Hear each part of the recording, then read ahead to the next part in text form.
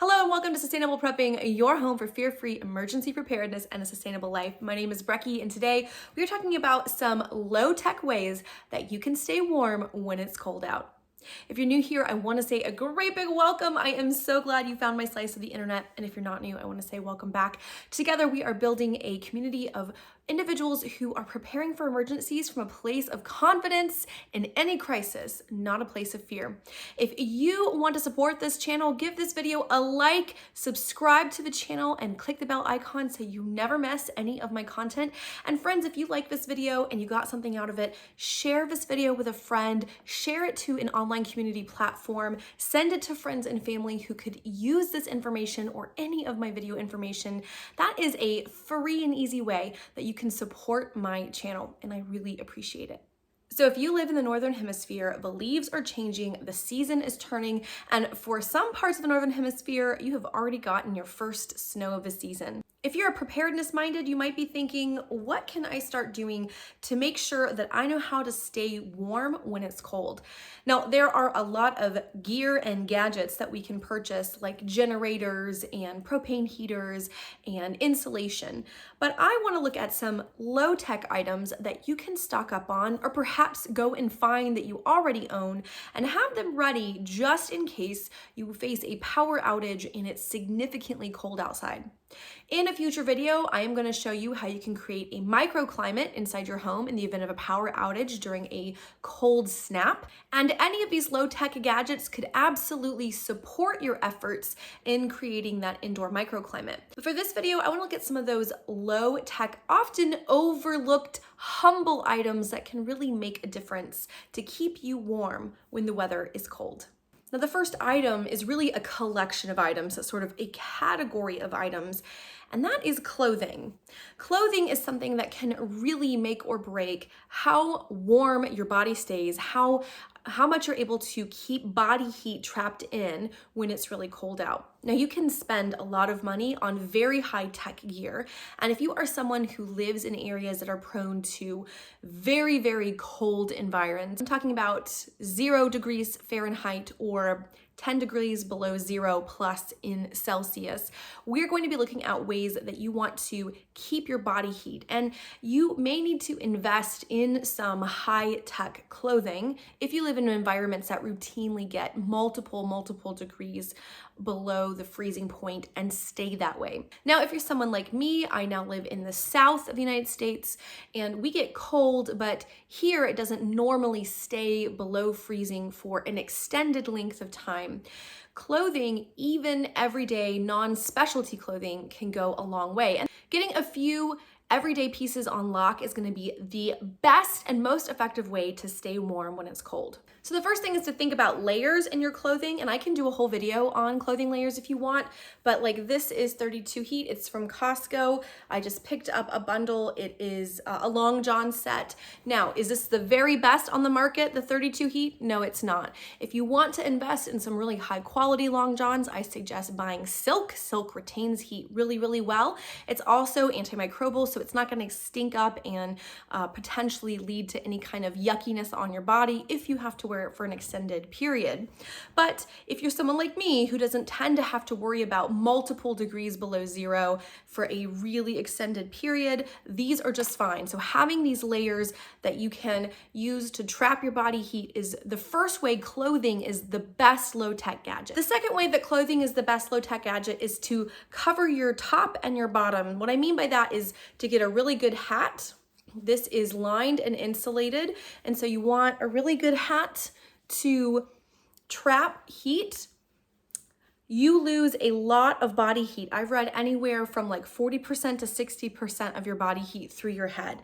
So being able to wear a hat, even to sleep in, getting a sleeping cap, can be ways that you can keep that body heat in when it's cold out. So wanting to do that, cover those ears, keep all that heat trapped in is really important. So covering your top of your body, and then we're going to talk about covering your feet or the bottom of your body. So the next most important clothing item item aside from body layers and a hat are going to be good socks, okay? Really, really good socks. Cotton socks are not gonna cut it, and you have to be careful when you're looking at polyester and sort of acrylic blends. What you want is a moisture-wicking sock, but you also wanna be able to change your socks. So it's important that you have multiple socks. You could probably get by with just one hat. You might even be able to get by with just one layer of clothing as far as your base layers go, but you need at least 2 to 3 pairs of good, preferably like a wool or a merino wool sock that can wick the moisture away, absorb the moisture away from your skin, because your feet will sweat even if you're a little bit chilled, and that keeps your feet from getting cold again, okay? So you sweat, the sock absorbs your sweat, and a cotton sock, that wetness, that dampness will stay next to your skin and make you more cold, okay? In a wool sock, it won't do that. So invest in a couple of pairs of socks and then change them every night. That's a key, and you'll hear me repeating that again. You want to have clean socks on when you go to sleep so that any moisture, any sweat from your feet throughout the day is not sitting next to your skin, chilling your feet as you're trying to sleep. So lots of socks, a hat, and some good base layers is your number one best low-tech way to stay warm when it's cold. So on top of having really good clothing, there are a couple of extra items that can really increase your body heat and keep you warm with those layers. So my next recommendation is one that I think is overlooked a lot because it's such a humble item, and that is the good old-fashioned hot water bottle. This is my favorite. I got this when I lived in England. This is another one that my husband had before we got married. These are just, you know, run-of-the-mill hot water bottles. They aren't fancy. This one just has like a fuzzy cover, but it's just a rubber hot water bottle. These are fantastic for being able to heat up water and then put them inside those layers. They were going to hold on to ambient heat, that residual heat, and continue to warm you for quite a significant amount of time. If you are having to try to stay warm when the power is out, having several of these hot water bottles, making a campfire, probably to cook your meal, right? You're gonna already have that fire going. You can heat up lots of water, put them in here, right? Put them in several hot water bottles, and then they will create some ambient heat that continues to warm you as you are able to go to sleep. Sticking one of these in a sleeping bag can really make it, particularly around your toes, nice and warm. And if you need to, sticking it right in your chest, right here, zipping it into a jacket through your layers can help insulate this and keep that core temperature up. So if you were gonna do an investment in anything other than good clothing, I would suggest something as simple as a hot water bottle, and they don't have to be expensive. My next recommendation is one that does double duty, and that is to get yourself a campfire safe steel or ceramic cup, boiling cup, okay? Now, why would I suggest this? Now, I love this one. This is actually the second one that I have. I have one that I've used before, but this is the new one that has been sitting in one of my emergency kits. And I like it because you can actually see all the information on here, okay? That's why I picked this one and not my stained used one.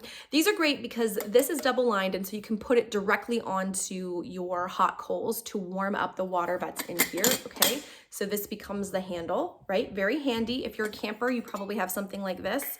And then you have your cup that you can take out. So one of the great things about this is that if you needed to, okay, if you needed to have one of these, you didn't have a hot water bottle, you didn't have enough hot water bottles, you could fill this with water, okay, or anything warm. You could even pick rocks, heat rocks up and then put them in here, okay?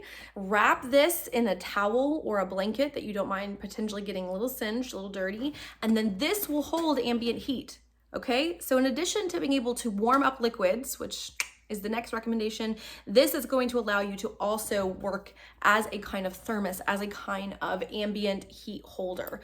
And so that's a great thing about water, is it will hold on to that ambient heat. And if you can create things like this, this could be nestled into a set of blankets that you're trying to get warm. You could bring it inside a tent or your microclimate to give off heat. And then, per my next recommendation, it can be used to heat up liquids that you can then drink. Next low-tech recommendation is to drink something warm. I'm drinking coffee, but really anything warm. You can feel the heat on the mug radiating out. Imbibing those warm liquids, whether you're drinking hot tea, right? Having some tea to flavor. You can just drink straight hot water, but having something flavored like tea or instant coffee, having soup or broth, anything warm is going to raise your internal body temperature. Some people say that you could also have something spicy. So having a spicy broth, for example, could also help to raise your internal body temperature. And when it's very cold, keeping your body temperature, your metabolism temperature up, your core body heat up is important. Having a liquid that you can hold, it will warm your hands, it will offer ambient heat, you will drink it, that heat will go inside your body, it will provide nourishment, right? This is a multifunctional way of keeping yourself warm when it's cold. So planning ahead and making sure you have items like this that can be heated over an open campfire are going to allow you to drink your heat to help stay warm when it's really cold out. And my final recommendation isn't exactly low tech. There is some chemistry involved to create these, but they don't require any kind of gear. So this whole series of recommendations are things that are basically very simple gear items. You're not having to buy a generator. You're not having to buy different parts to make them function. This is a buy it, use it, toss it kind of thing. And that is these body warmers. You can get hand warmers, you can get body warmers. I've seen like foot warmers. I've seen ones you can put in your hat. But basically this uses chemistry and you open them, the chemicals collide, they off-put heat for, now this says it's 12 hours, but this is going to allow you again to insert it into the layers of your clothing, insert this into your microclimate, and create a very low tech as far as what you have to do, a low tech option. Because this does involve chemistry, it's my last recommendation, but I do think that these are well worth the investment. I need to get a new package for this year since these are from last year and I don't know what the shelf life is, so I want to keep up on these.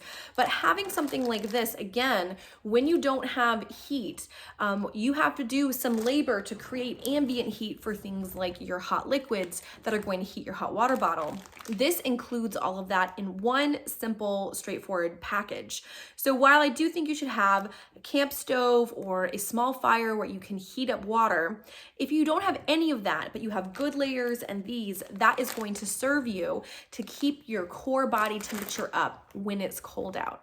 Now, certainly if we're talking about sub-zero temperatures, these are not going to necessarily stave off frostbite after quite a while, right? We're not talking about these are going to be a long-term solution, but certainly if we're creating a microclimate, if we're using base layers, if we're using different methodologies, these are a great low effort, low tech tool to keep in our go bags, to keep in our homes, to keep in our cars when it gets cold.